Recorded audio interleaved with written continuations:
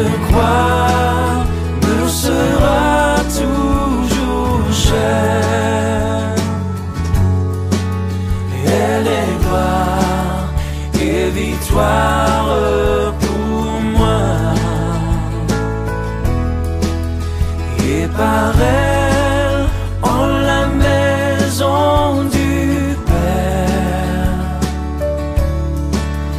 la couronne est offerte à ma foi. Et par elle, en la maison du Père, la couronne est offerte à ma foi.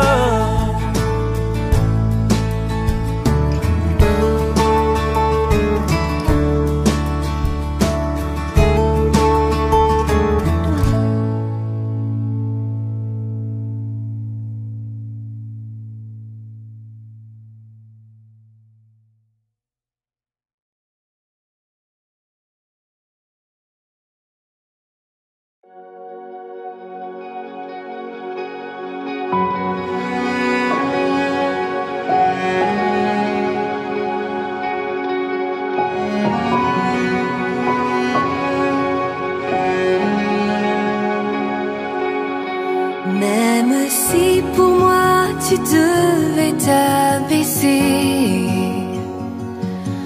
pour porter ma vie et tout réconcilier,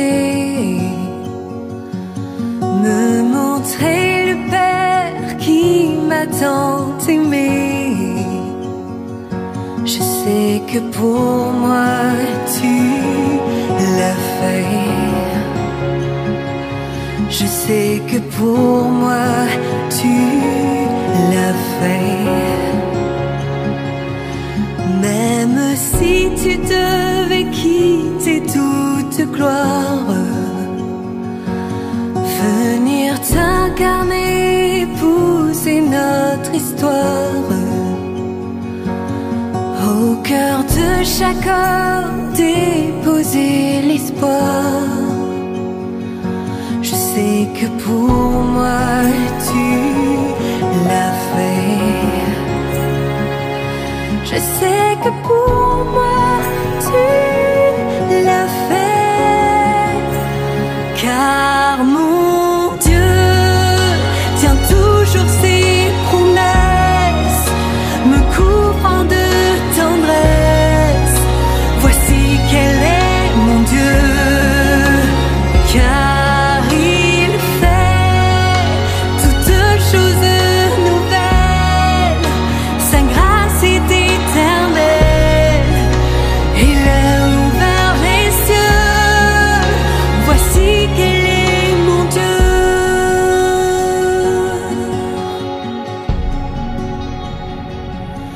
Même si la croix devenait ton fardeau, le poids de ce monde l'oublie dans le tombeau, pour essuyer toutes larmes et tout sanglot. Je sais que pour moi tu l'as fait. Je sais que pour moi tu l'as fait. Car mon Dieu tient toujours ses promesses, me couvrant de tendresse. Voici quel est mon Dieu. Car il fait toutes choses nouvelles, sa grâce est éternelle. Il a ouvert les cieux, voici quel est mon Dieu.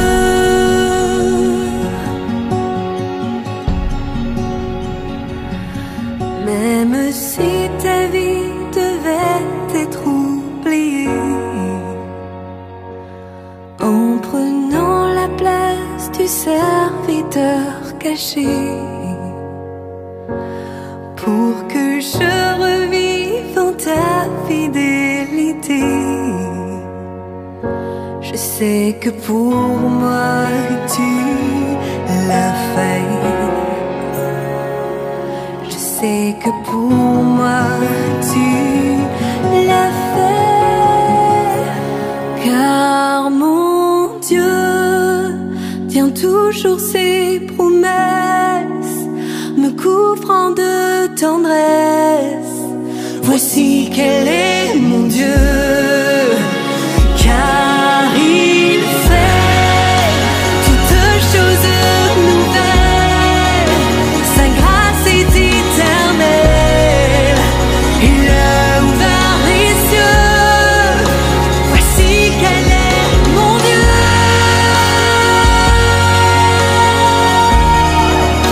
Voici quel est mon Dieu.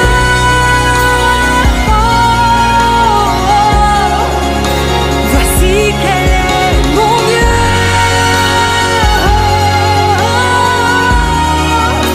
Voici quel est mon Dieu.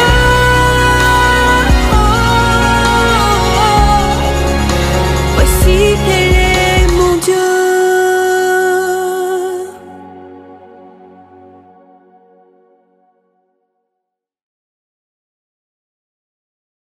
Combien de personnes désirent, enfin, vous voulez sauver véritablement votre âme?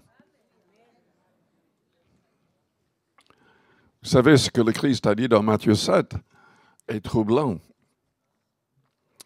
Il a parlé de gens qui prophétisaient, qui chassaient des démons en son nom, qui accomplissaient de grands miracles, des guérisons, et pourtant, au jour du jugement, il va dire à ces gens, je ne vous ai jamais connus. Partez. Vous qui commettez l'iniquité. C'est un passage troublant, n'est-ce pas?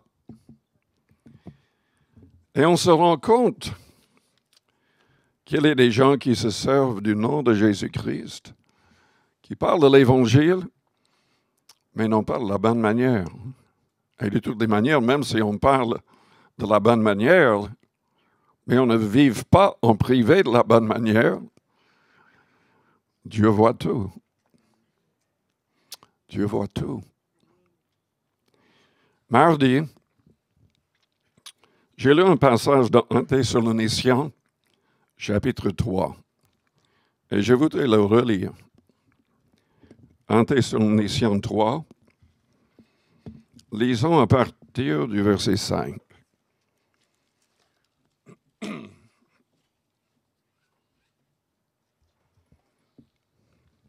J'ai parlé un peu du cœur.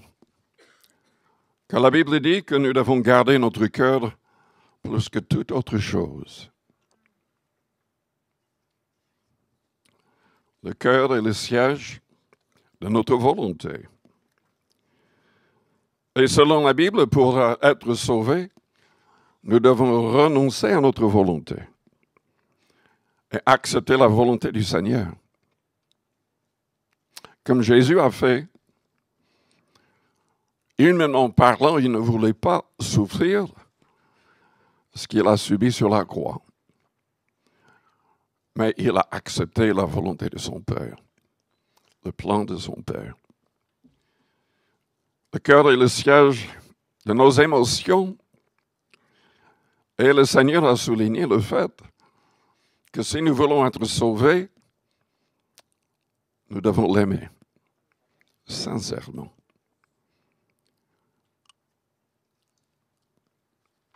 Si vous m'aimez, gardez mes commandements. Il y a des gens qui disent aimer Jésus-Christ, mais qui n'aiment pas tous les commandements. C'est une folie. Parce qu'on ne peut pas séparer les commandements du Christ lui-même. Le cœur est le siège de nos pensées, de notre mentalité, de nos attitudes. Et nous devons veiller sur nos pensées pour chasser toute pensée d'incrédulité, pour chasser toute pensée négative qui ne serait pas en accord avec ce que le Seigneur a dit. Qu'est-ce qui a causé le problème au départ? Adam et Ève ont écouté la voix du diable. Ils ont douté de la bonté de Dieu, du plan de Dieu. Et même après, ils ne voulaient même pas se repentir, ne voulaient pas demander pardon. Ils n'ont jamais demandé pardon. Il y a plein de gens qui, sans le dire, sont en rébellion contre Dieu. Ils ne sont pas d'accord avec ses commandements. Ils ne veulent pas, absolument pas faire ce que Dieu veut. Et on ne peut pas sauver nos âmes à moins d'aimer le Christ et ses commandements. Mais lisons dans Thessaloniciens 3, à partir du verset 5.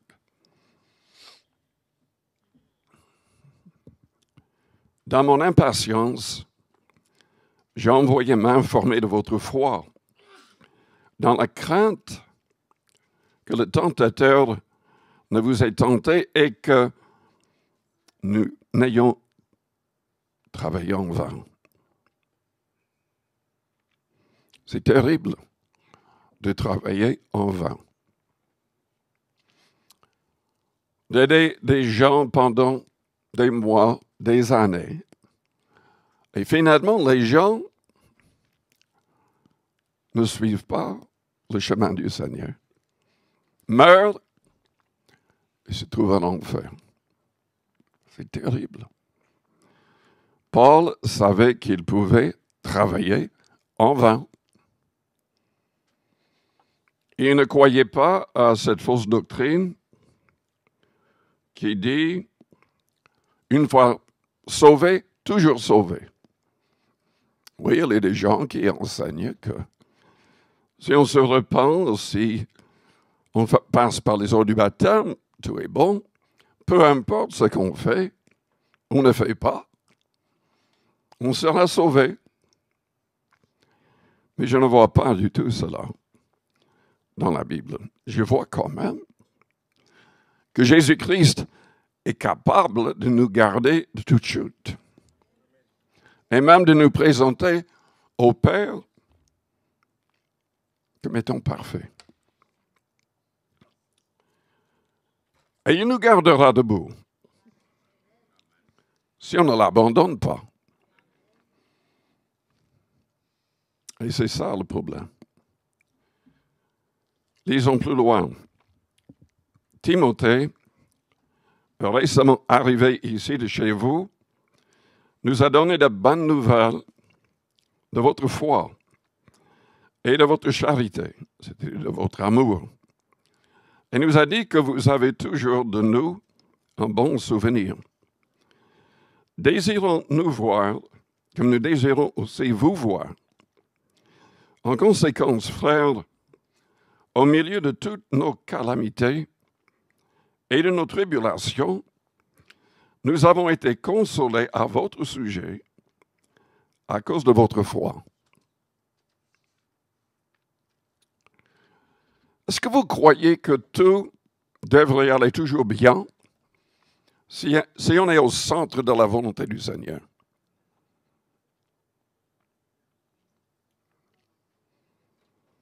Il y a beaucoup de gens qui prêchent cela,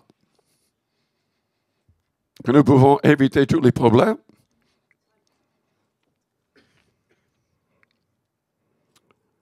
C'est même évident quand on lit les épîtres de Paul, de Pierre et d'autres, que eux, ils avaient toutes sortes de problèmes. En fait, la réalité, c'est que plus vous travaillez pour le salut des âmes, plus vous allez être attaqué par l'adversaire. Donc, en fait, il faut être fort. Il faut recevoir la force du Seigneur grâce à la prière. grâce à la lecture et à la méditation de sa parole. Cette parole est esprit et vie, le Seigneur a dit. En conséquence, frères, au milieu de toutes nos calamités, de nos tribulations, nous avons été consolés à votre sujet à cause de votre foi. Car maintenant nous vivons, puisque vous demeurez fermes dans le Seigneur, quelle action de grâce en effet nous pouvons rendre à Dieu à votre sujet, pour toute la joie que nous éprouvons à cause de vous devant notre Dieu. Qu'est-ce qui fait votre joie à vous? Est-ce que vous êtes en train de gagner des âmes, de témoigner, de distribuer des invitations, de tout faire pour votre famille et votre entourage soit sauvé? Quand on arrive à aider véritablement les gens, ça donne une joie profonde. Les joies du monde, ça passe. Ça ne dure pas. Paul trouvait sa joie travaillant pour le Seigneur. Et il travaillait dans la prière et dans l'annonce de l'Évangile, nuit et jour. Nous le prions avec une extrême ardeur de nous permettre de vous voir et de compléter ce qui manque à votre foi. Est-ce que vous avez un but réel dans votre vie? Un but spirituel?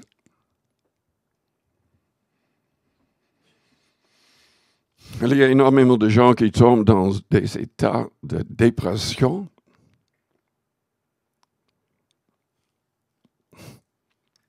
Mais le chrétien ne devrait jamais être déprimé. On devrait être trop occupé avec les choses du Seigneur pour être déprimé. Mais si on vit pour soi-même, on peut être déprimé. Si on vit pour les autres, tout change. Tout change. Je vais répéter ce que j'ai dit il y a quelque temps. La Bible dit de s'occuper des veuves et des orphelins. Non pas toutes les veuves, il y a des conditions selon les épîtres de Paul et Timothée. Mais les orphelins, il y a des gens qui ne peuvent pas avoir d'enfants. Pourquoi pas adopter? Et même si vous avez des enfants, qu'est-ce qui vous empêche d'adopter d'autres plutôt que de les laisser dans un orphelinat quelque part où ils ne vont pas recevoir l'enseignement du Christ?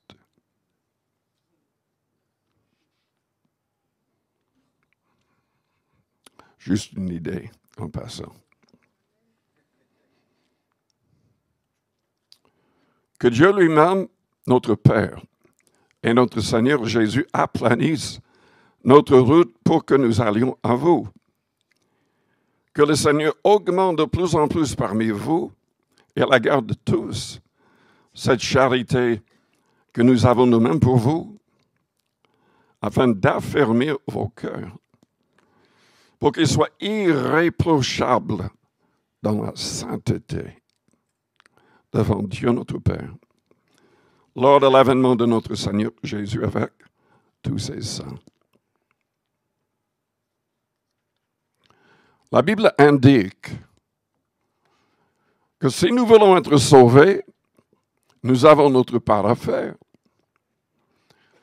Le Seigneur peut nous garder debout et même nous garder de toute chute, mais il faut prier, il faut aller à lui, il faut demander son aide.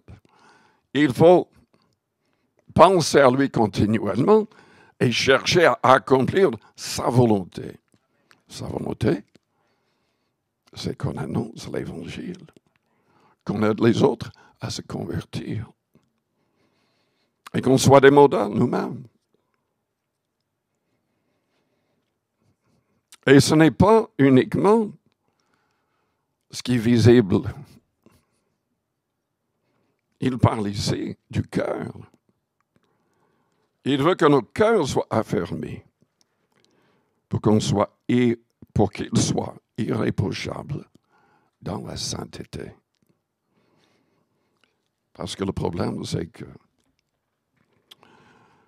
nous pouvons nous habiller bien, parler bien en public,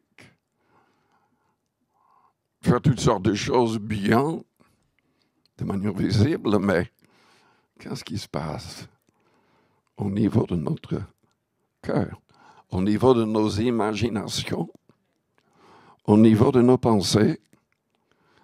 Dieu voulait détruire l'humanité tout entière à l'époque de Noé. Il a changé d'idée. Mais c'était parce qu'il voyait que les imaginations des hommes se penchaient continuellement vers le mal. Il n'y avait que l'égoïsme, l'égocentrisme et violence les uns contre les autres. Et Dieu s'est repenti d'avoir même créé l'homme. Mais Noé trouva grâce à ses yeux. On ne serait pas là.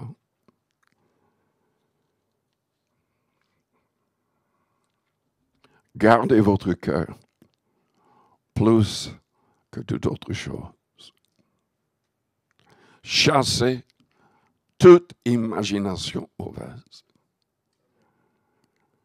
Demandez au Seigneur de purifier vos cœurs. Jésus-Christ, quand il a commencé son ministère, a dit quoi? Qui verra Dieu? Celui qui aura le cœur pur. Donc, ne regardez pas n'importe quelle émission, ne lisez pas n'importe quel livre, ne regardez pas n'importe quelle image ou photo. Gardez votre cœur plus que toute autre chose.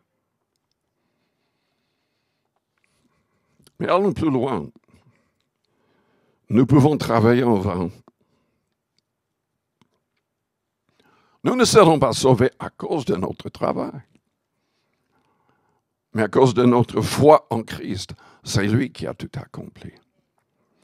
Et c'est lui qui doit changer nos cœurs et nos vies.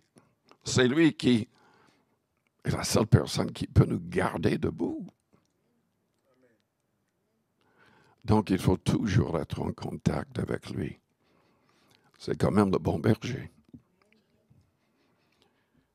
Lisons dans Jean, chapitre 10.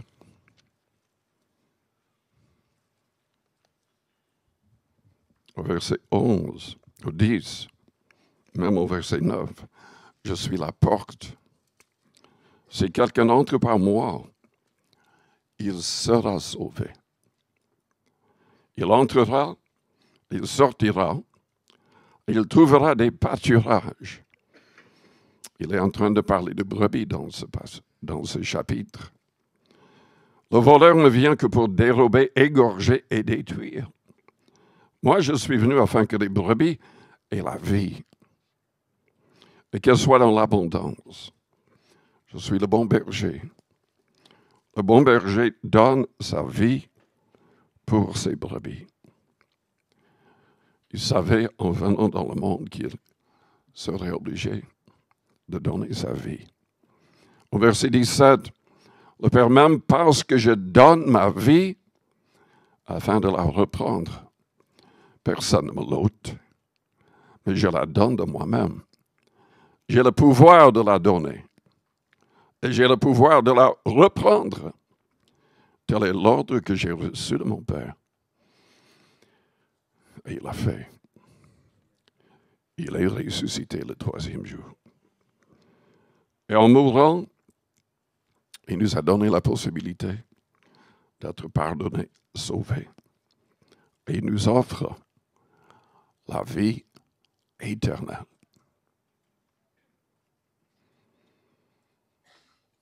Celui qui saisit la main du Christ reçoit déjà la vie éternelle par son esprit qui entre en nous. Je ne connais pas tous les détails, mais il y avait un docteur en médecine dans les années 50 qui étudiait le sang. La Bible dit que la vie est dans le sang. Il y a même des traductions qui parlent de l'âme dans le sang. Ça nous dépasse.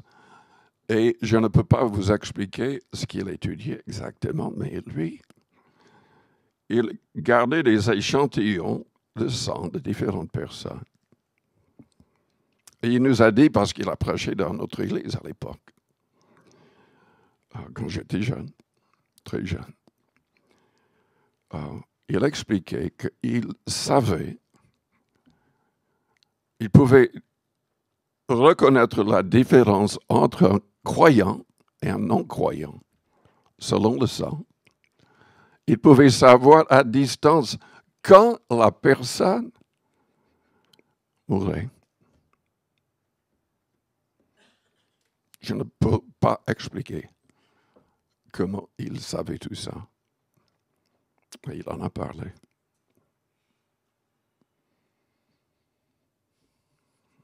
De toutes les manières, qu'il s'agisse du sang ou d'autres choses, le Saint-Esprit entre dans le corps d'un vrai croyant. Et c'est grâce au Saint-Esprit que nous allons être ressuscités. La Bible indique même que le Christ lui-même a été ressuscité par la puissance du Saint-Esprit.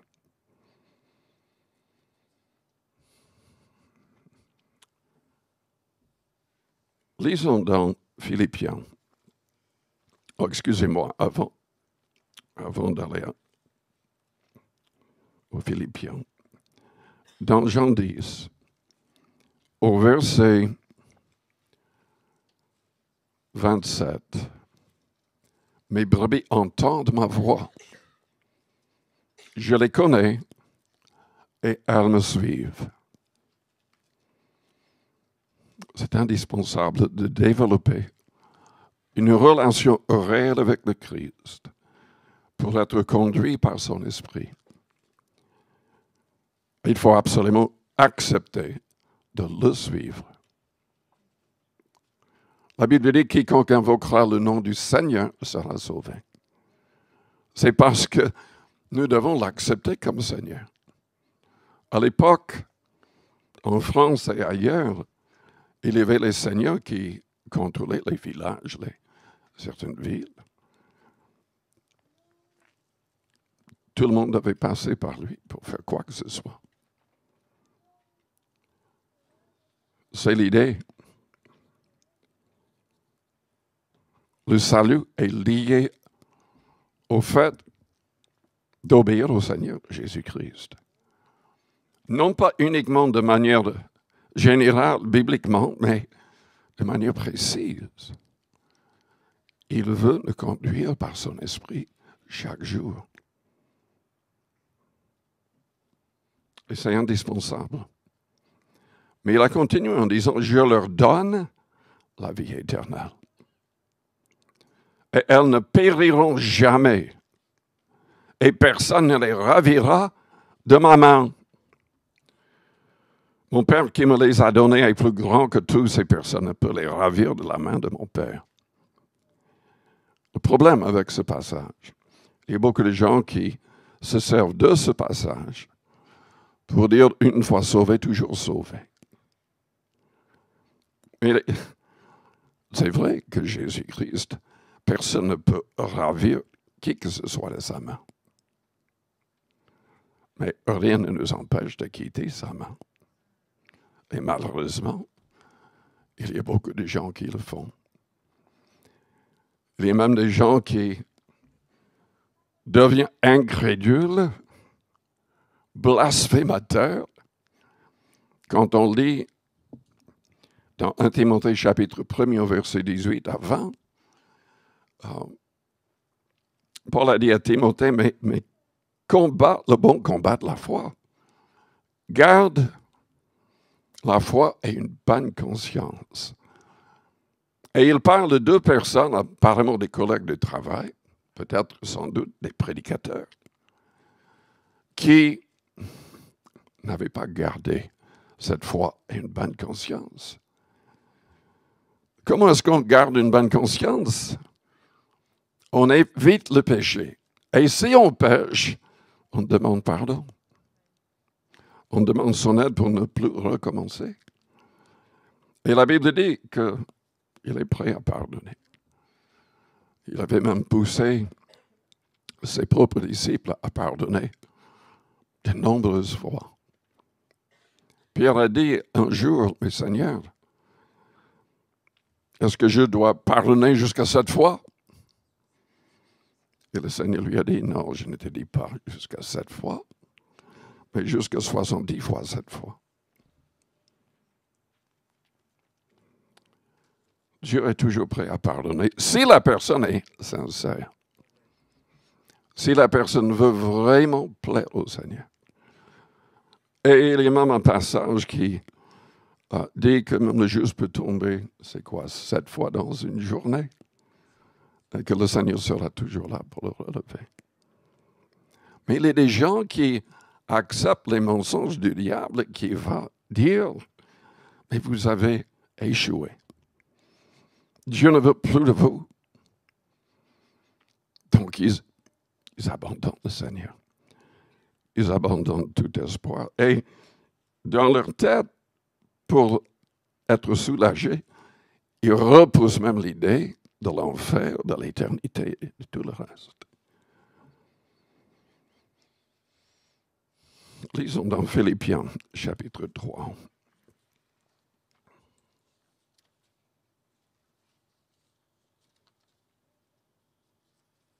Personne ne peut nous ravir de la main de Dieu, de la main du Seigneur. Mais malheureusement, nous pouvons partir nous-mêmes.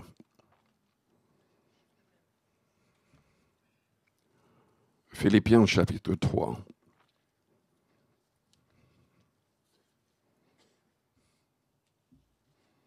Il faut persévérer jusqu'au bout. Gardons la foi et une bonne conscience.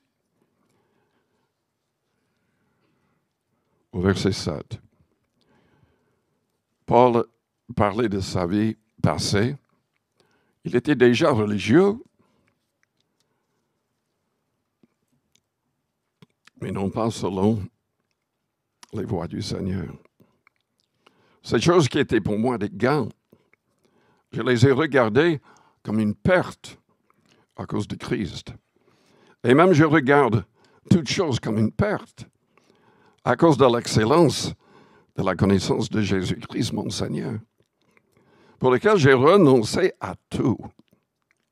Je les regarde comme de la boue, afin de gagner Christ et d'être trouvé en lui, non avec ma justice, celle qui vient de la loi, mais avec celle qui s'obtient par la foi en Christ, la justice qui vient de Dieu par la foi, afin de connaître Christ et la puissance de sa résurrection et la communion de ses souffrances, en devenant conforme à lui dans sa mort, pour parvenir, écoutez bien, si je puis, à la résurrection d'entre les morts.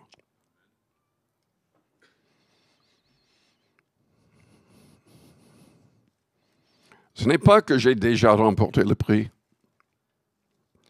ou que j'ai déjà atteint la perfection, mais je cours pour tâcher de le saisir. Puisque moi aussi, j'ai été saisi par Jésus-Christ. Frère, je ne pense pas l'avoir saisi, mais je fais une chose, oubliant ce qui est en arrière et me portant vers ce qui est en avant, je cours vers le but pour remporter le prix de la vocation céleste de Dieu en Jésus-Christ. Si nous faisons des erreurs, demandons pardon à Dieu et allons de l'avant. Ne restons pas avec la culpabilité du passé, parce que Dieu a pardonné et il oublie. Il efface de ses livres tout ce que nous abandonnons avec son aide.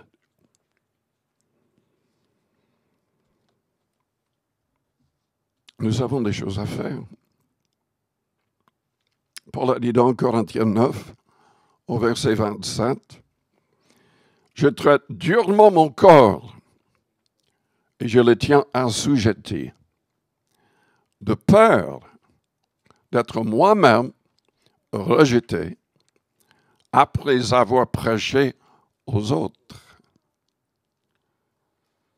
Donc l'idée d'une fois sauvé, toujours sauvé, est anti-biblique. Ça vient directement du diable.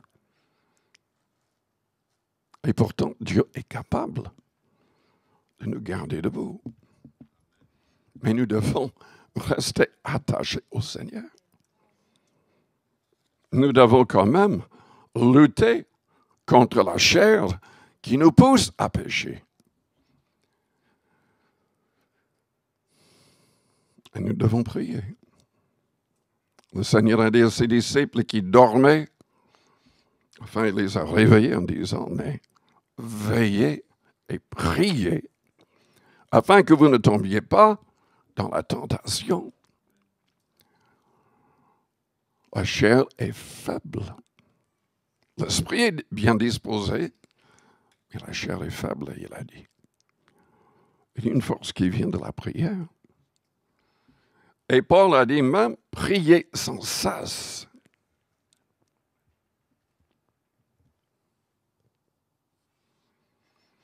Vous savez, on n'a même pas besoin toujours de formuler une prière.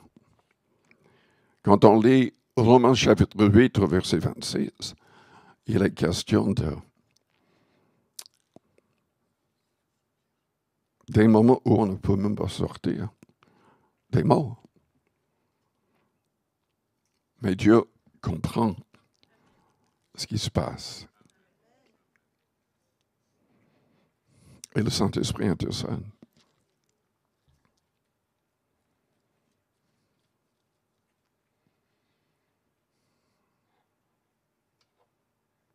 Nous devons aimer les crises pour réussir.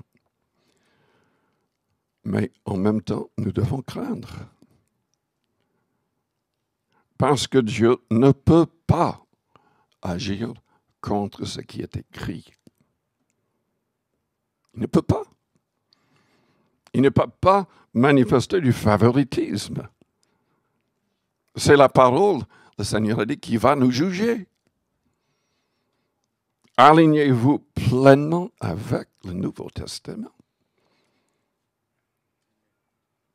Si vous voulez être sauvé. Oui, le Seigneur a dit, personne ne peut ravir de ma main les brebis. Mais il a dit aussi, dans Matthieu 10, enfin, tout le chapitre en parle, il a dit, ne craignez pas les hommes, annoncez l'Évangile. Ce que je vous dis, annoncez-le sur les trois. Ne craignez pas les hommes. Il a ajouté, mais craignez celui qui peut faire périr l'âme et le corps dans la géhenne. Tous les apôtres ont parlé de cette crainte. Paul avait cette crainte d'être rejeté après avoir prêché aux autres. Donc il traitait durement son corps pour ne pas être rejeté. Dans Philippiens 2, verset 12, il a dit, mais travaillez à votre salut avec crainte et tremblement.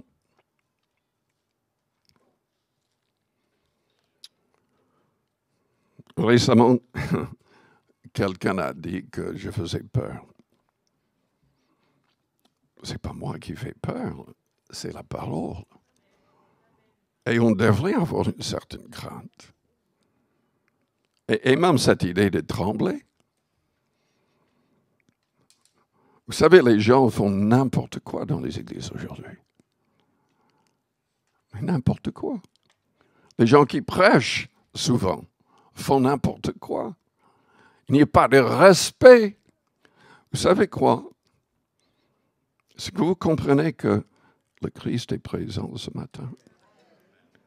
Chaque fois qu'on se réunit, même 2 ou 3, en son nom, il est là par son esprit. On ne peut pas agir n'importe comment. On ne peut pas parler n'importe comment. On ne doit jamais parler avec légèreté. Il est là.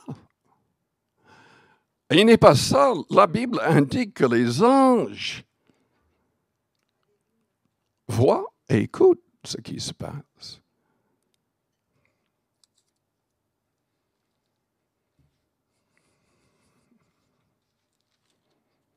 Lisons dans Éphésiens 5,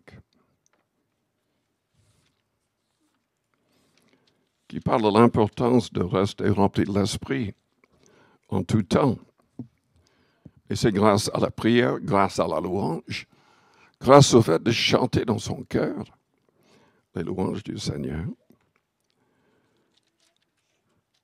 Mais après avoir dit tout cela, il dit au verset 20, « Rendez continuellement grâce pour toutes choses à Dieu le Père, au nom de notre Seigneur Jésus-Christ, vous soumettant les uns aux autres dans la crainte du Christ. »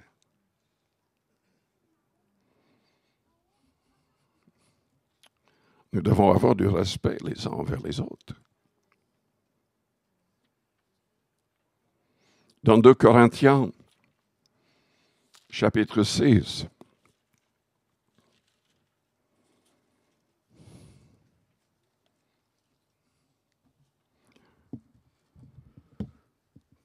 Paul nous met en garde de ne pas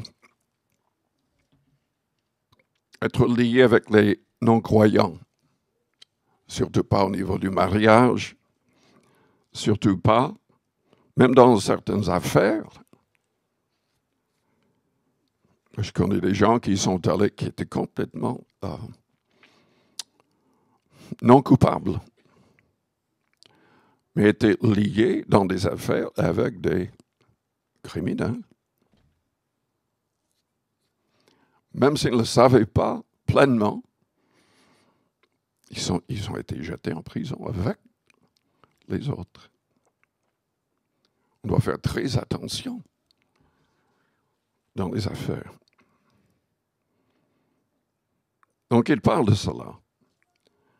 Il dit au verset 17, ici un passage de l'Ancien Testament, « Sortez du milieu d'eux, séparez-vous, dit le Seigneur. Ne touchez pas à ce qui est impur, je vous accueillerai. Je serai pour vous un père et vous serez pour moi des fils et des filles, dit le Seigneur Tout-Puissant. » Et Paul ajoute, « Ayons donc de telles promesses. Bien-aimés, purifions-nous de toute souillure de la chair et de l'esprit. » C'est-à-dire des pensées et du cœur, en achevant notre sanctification dans la crainte de Dieu. Vous savez, il y a des gens qui ne veulent pas qu'on parle de telles choses. Il y a des églises qui attirent des milliers de gens parce qu'ils ne parlent jamais de ces choses. Ils ne parlent même plus jamais du mot repentance.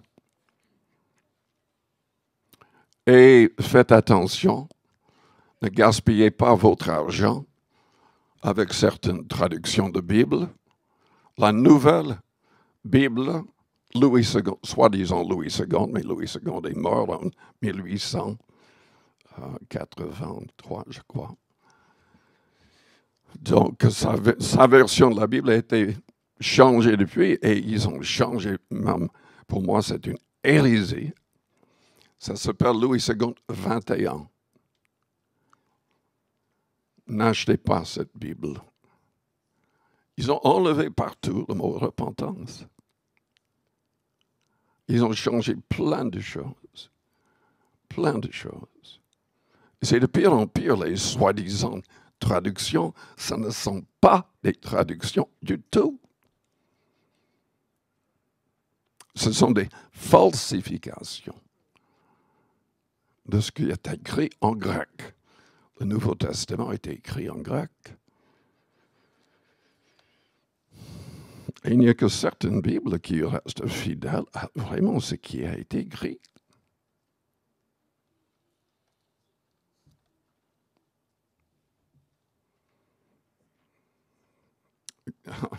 Un ami devait prêcher dans une certaine église aux États-Unis. Et le pasteur l'a averti, avant qu'il prêche, qu'il n'avait absolument pas le droit de parler de repentance.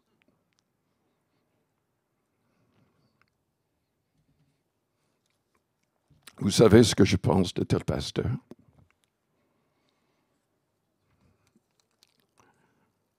Je crois que Dieu va les envoyer en enfer. C'est ce que je crois.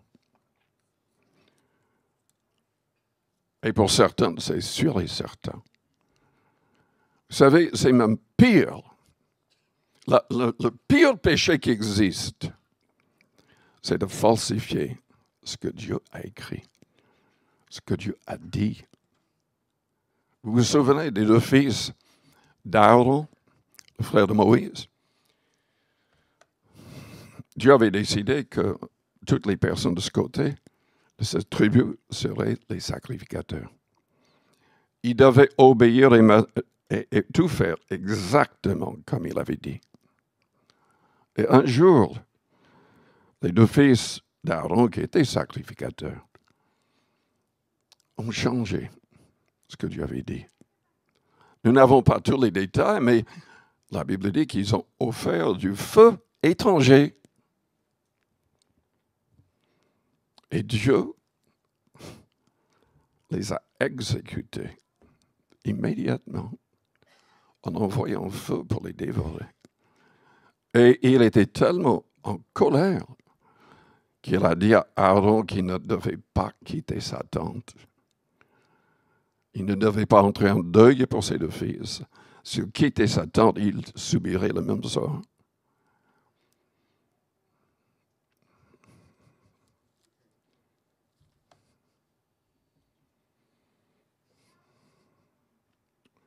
Nous devons craindre. Nous devons craindre. Nous devons respecter cette parole pour la mettre en pratique.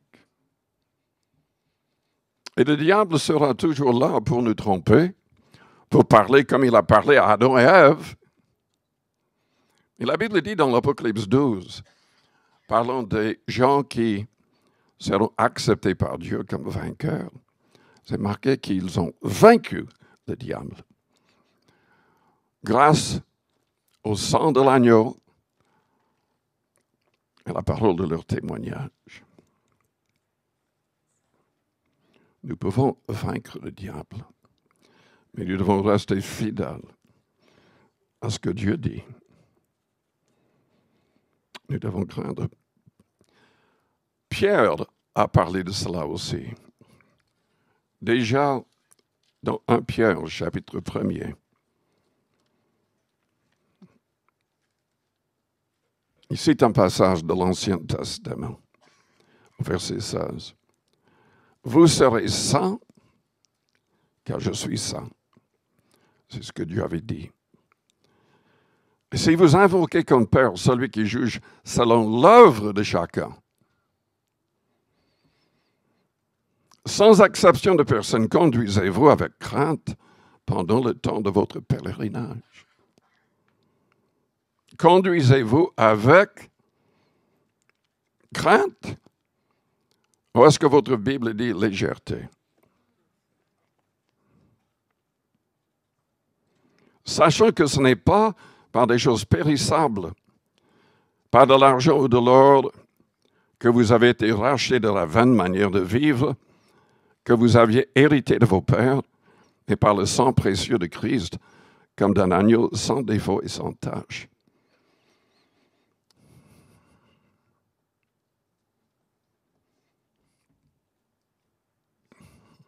Je ne sais pas si vous avez vu les vidéos. J'en ai parlé déjà, mais ça me reste dans mon cœur et ça me trouble. Des églises qui prétendent être évangéliques comme nous, qui parlent du Saint-Esprit, de sa puissance, mais qui ont des spectacles avec des femmes à moitié nues, en train de danser exactement comme au Moulin Rouge à Pigalle, sur l'estrade. Des hommes habillés en costume dansant de manière professionnelle, qui portent une femme sur leurs épaules, qui chantent Douce nuit, c'est pour un spectacle de Noël. Et elle chantait avec une voix sensuelle, en mini-jupe. Et j'apprends après que ce n'est même pas une femme. C'est un homme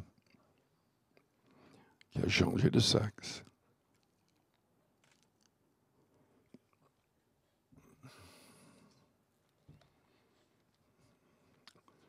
On va voir les choses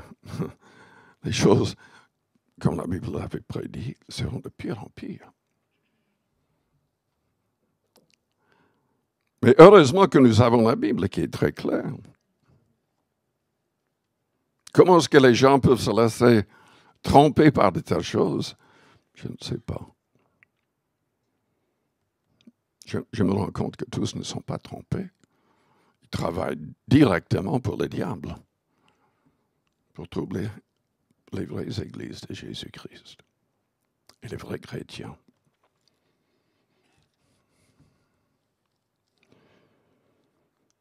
Ce qui est magnifique quand même, c'est que Dieu est prêt à pardonner toute personne sincère. Et le Seigneur, si nous voulons vraiment la vie éternelle, et si nous utilisons ce qu'il nous donne comme arme spirituelle, nous serons plus que vainqueurs. Dans Jude, chapitre 1er, verset 20. Pour vous, bien-aimés, édifiez vous-même sur votre très sainte foi, priant par le Saint-Esprit. Maintenez-vous ainsi dans l'amour de Dieu, en attendant la miséricorde de notre Seigneur Jésus-Christ pour la vie éternelle. Reprenez les uns, ceux qui contestent. Sauvez-en d'autres, en les arrachant du feu. Et pour d'autres encore, ayez une pitié mêlée de crainte, haïssant jusqu'à la tunique souillée par la chair. C'est-à-dire, il y a certaines personnes que nous ne pouvons pas forcément aider. Ces personnes seront dangereuses pour nous. Donc on doit faire attention. Or, à celui qui peut vous préserver de toute chute et vous faire paraître devant sa gloire irrépréhensible et dans l'allégresse, à Dieu seul, notre Sauveur, par Jésus-Christ notre Seigneur, soit gloire, majesté, force et puissance, dès avant tous les temps et maintenant et dans tous les siècles. Amen. Peut-être que vous luttez avec votre chair. Vous voulez plaire au Seigneur. Mais vous avez des faiblesses. La chair est faible. Mais la prière peut tout changer. Si on veut vraiment qu'il nous change, déjà, il faudrait choisir comment. La Bible dit, vous qui aimez l'Éternel, haïssez le mal. Haïssez le mal. Pour haïr le mal, il faut changer de mentalité. Il faut se repentir. Le mot repentance signifie beaucoup de choses, surtout changement de mentalité totale. C'est une nouvelle manière de voir les choses. Haïr le mal, c'est commencer à prier contre le mal. Prier pour que Dieu change le mal en bien. Qu'il délivre les gens du mal. Dans la prière que le Christ a enseignée à ses disciples, il a dit de dire quoi? Délivre-nous du mal. Ne priez jamais uniquement pour vous-même. Priez pour les chrétiens dans le monde, pour les églises dans le monde. Délivre-nous du mal. Je vous invite à fermer vos yeux, à courber vos fronts. Si vous avez besoin de la prière, il faut prier vous-même. Il faut persévérer.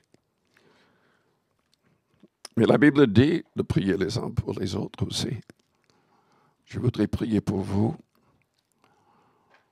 Si vous avez du mal avec la chair, si vous avez du mal avec votre cœur, il faut garder un cœur pur. Il faut savoir quand même que le diable, il peut planter toutes sortes de pensées mauvaises. Et si vous lisez n'importe quel livre, si vous regardez n'importe quelle émission, vous allez avoir des problèmes en plus.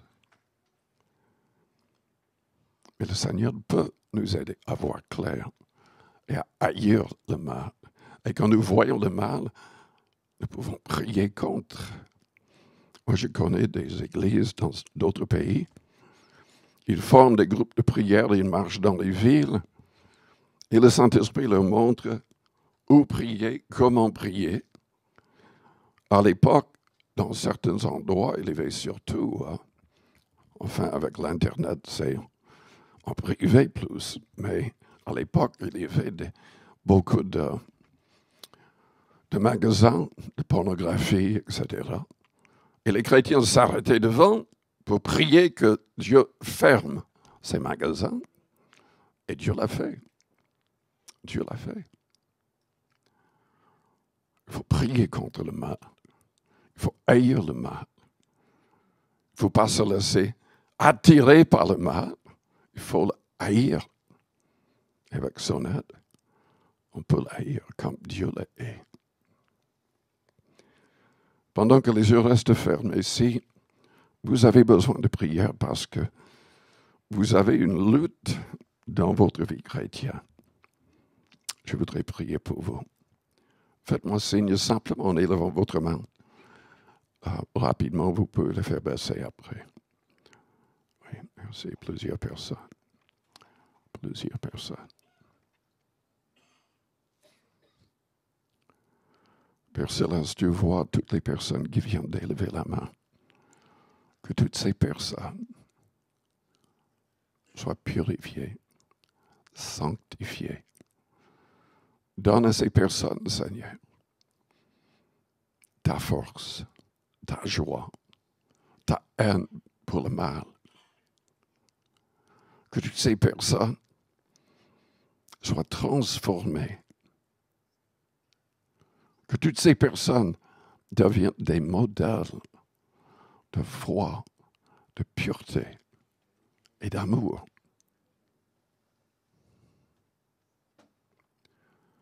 Agis par ton Esprit Saint à l'instant même. Que ton Esprit agit dans leur cœur, dans leur corps. Délivre du mal. Brise les chaînes. Anéantir les mauvaises habitudes. Et Seigneur, que chaque personne puisse vraiment lutter au niveau de leur cœur pour chasser tout ce qui n'est pas de toi. Que toutes leurs pensées sois captif à la pensée de Jésus-Christ. Au nom de Jésus-Christ, soyez libres. Libres. Que le sang de Jésus-Christ vous purifie. Que l'Esprit de sainteté vous transforme. Là, à votre place, priez le Seigneur. Demandez son aide avec vos propres paroles. Demandez-lui de vous donner une haine pour les choses qui vous attirent, qui sont contre sa volonté.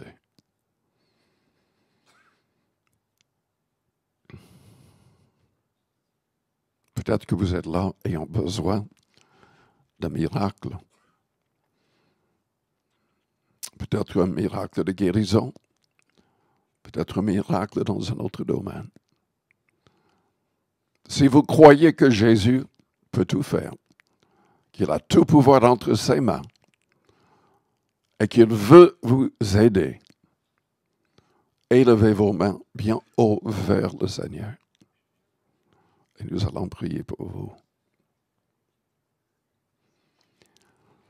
Père Céleste, tu vois les mains élevées, tu vois les cœurs. Tu connais tous les problèmes, toutes les difficultés, spirituellement, financièrement, physiquement. Tu vois les problèmes dans les familles. Tu peux tout changer. Seigneur, fais grâce à toute personne. Qu'il y ait de grands miracles. Que nos frères et nos sœurs puissent en témoigner. Au nom du Seigneur Jésus-Christ. Amen. Amen.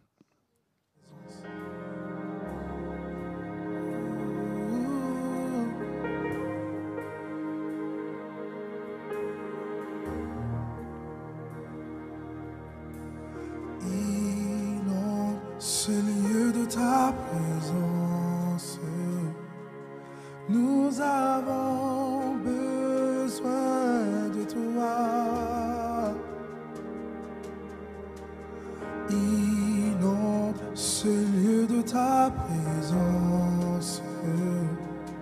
Nous avons besoin de toi. Viens, Esprit de révélation, souffle sur nous, souffle sur nous. Viens, Esprit de révélation, souffle sur nous, souffle sur nous. Ce lieu de ta présence, Nous avons besoin de toi. En ce moment, oui, inonde ce lieu de ta présence. Nous avons besoin de toi. Viens, Esprit de révélation, souffle sur nous, souffle sur nous. Viens, Esprit de révélation, souffle sur nous, souffle sur nous. Oh, viens, Esprit de révélation, souffle sur nous, Seigneur. Souffle sur nous, Oh, souffle sur nous. c'est viens, Esprit de révélation, souffle sur nous, souffle sur nous. Nous avons besoin de toi. en cet instant. Seigneur, sois le centre de nos vies. Et quand moi s'élève un chant, une mélodie, témoignant de ta grâce infinie. Nous avons besoin de toi. En cet instant, oui. Seigneur, viens. Seigneur, sois le centre de nos vies. Et quand moi s'élève un chant, alléluia, une mélodie, témoignant de ta grâce infinie. Oh, inonde ce lieu de ta présence. Nous avons besoin de toi, Seigneur. Inonde ce lieu de ta présence. Nous avons besoin.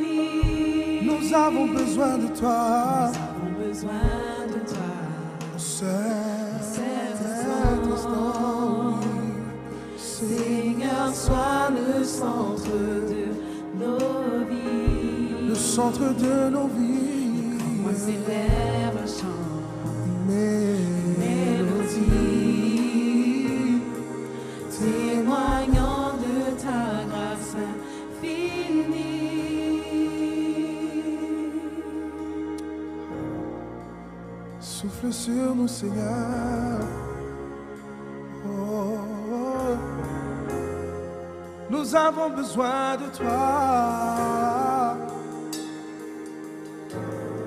En ce moment, Seigneur, souffle sur nous, Seigneur. Oh, oh, oh.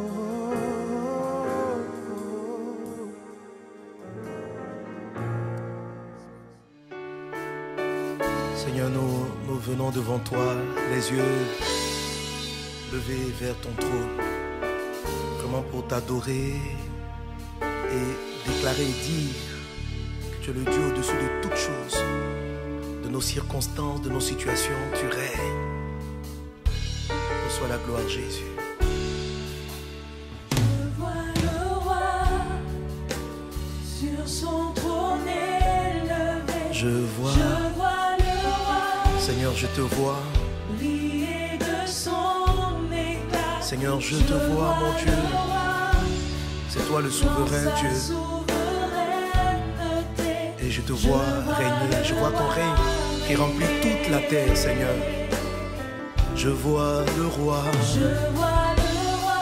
Oui, c'est toi mon Dieu. Sur son trône élevé. C'est toi qui règnes. Je vois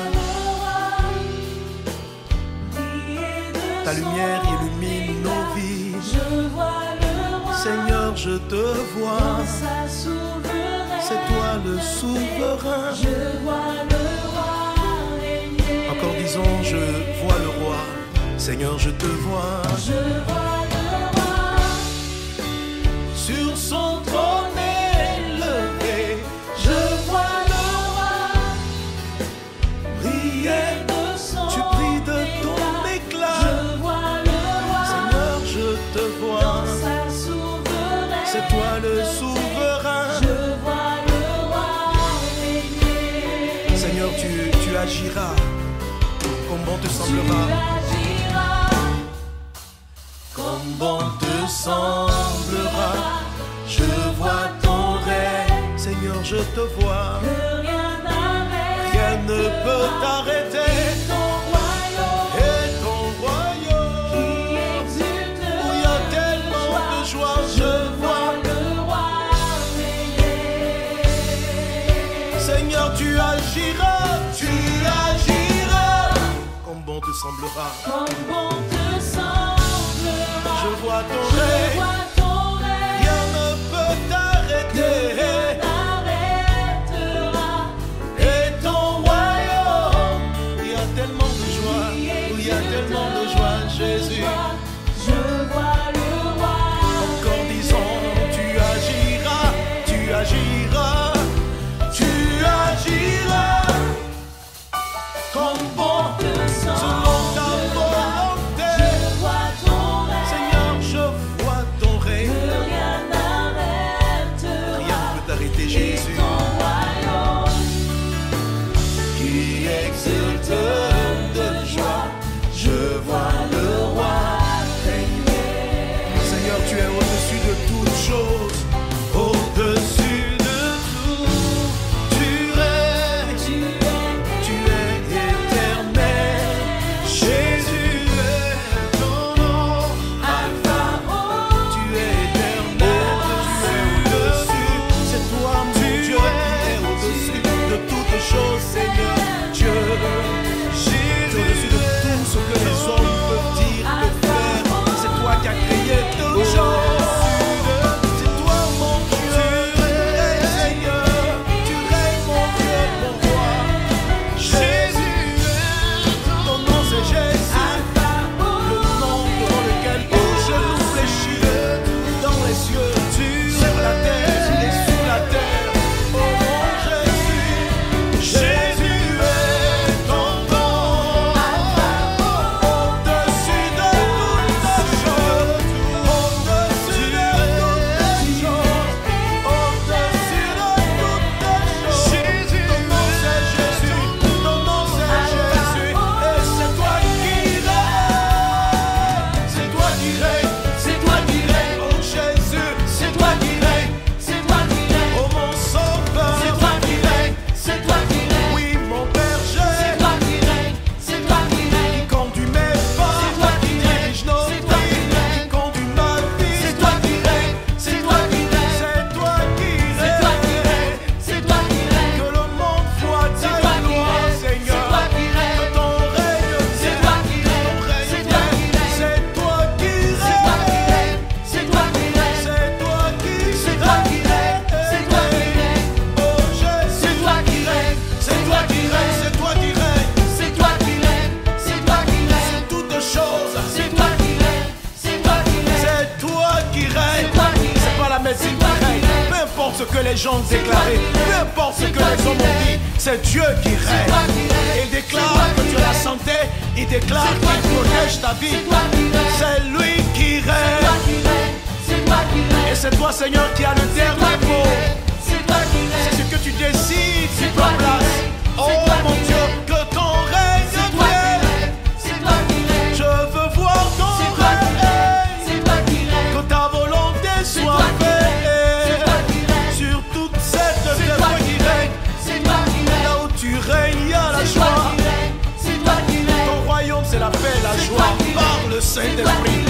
C'est toi qui règnes. C'est toi qui règnes. C'est toi qui règnes. C'est toi qui règnes. C'est toi qui règnes. C'est toi qui règnes. C'est toi qui règnes. C'est toi qui règnes. C'est toi qui règnes. C'est toi qui règnes. C'est toi qui règnes. C'est toi qui règnes. Linda baba scendere de brosa.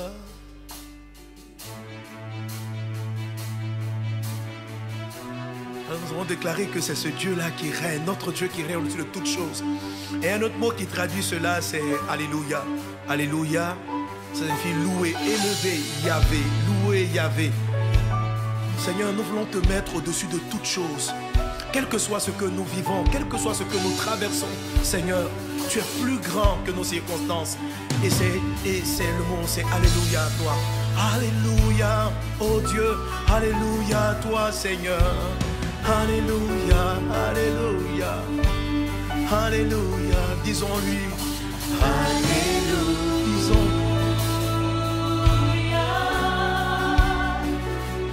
Alléluia. Encore Alléluia, Alléluia. Oh Alléluia, Alléluia. Aide chandara la boss mai kendere de braisla roba barayandari de brolo mala cambaye shabaka yandari de bros mai kandari de bosa luka yambrai de lueshe se bosia. Oh Alléluia, oh Alléluia, oh Alléluia.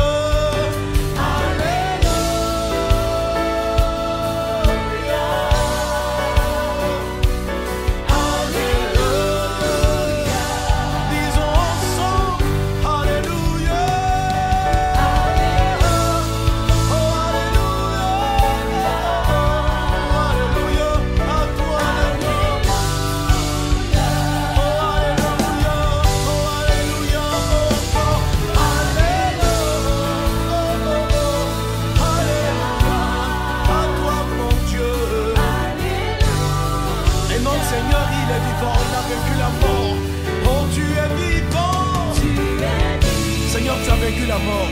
Ce monde a connu des gens célèbres, des gens grands, mais tu es le seul qui n'est plus dans le tombeau, qui a vaincu la mort et qui est assis à la droite du Père pour toujours. Tu es vivant. Toi qui as vaincu la mort, nous sommes cachés en toi et nous savons qu'avec toi nous ressuscitons, nous triomphons de tout ce qui triomphe de ce monde. Oh mon Dieu, tu es vivant. Seigneur, tu es vivant.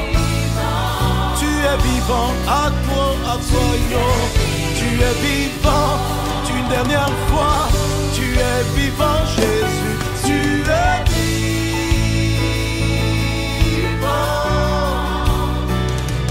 Tu es vivant.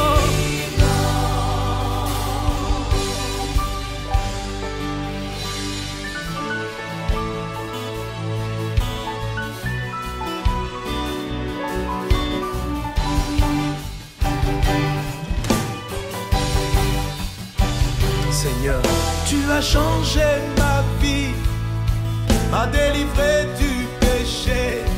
Et je dis, quelle grâce, oh vraiment quelle grâce, quelle grâce.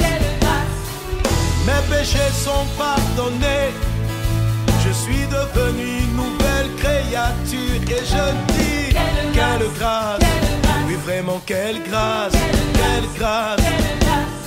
D'avoir ses péchés pardonnés et d'avoir une nouvelle vie, c'est vraiment quelle grâce, oui vraiment quelle grâce, quelle grâce.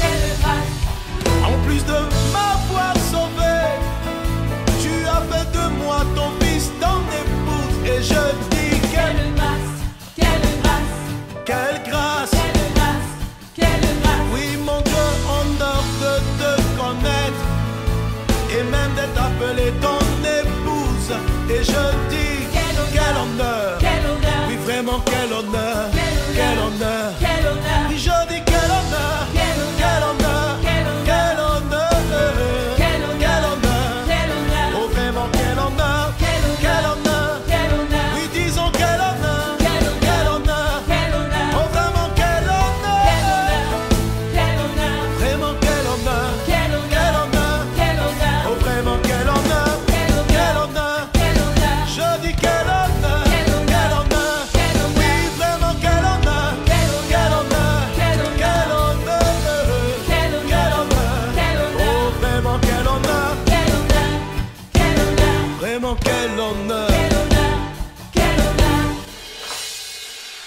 Quel honneur de te connaître, Jésus.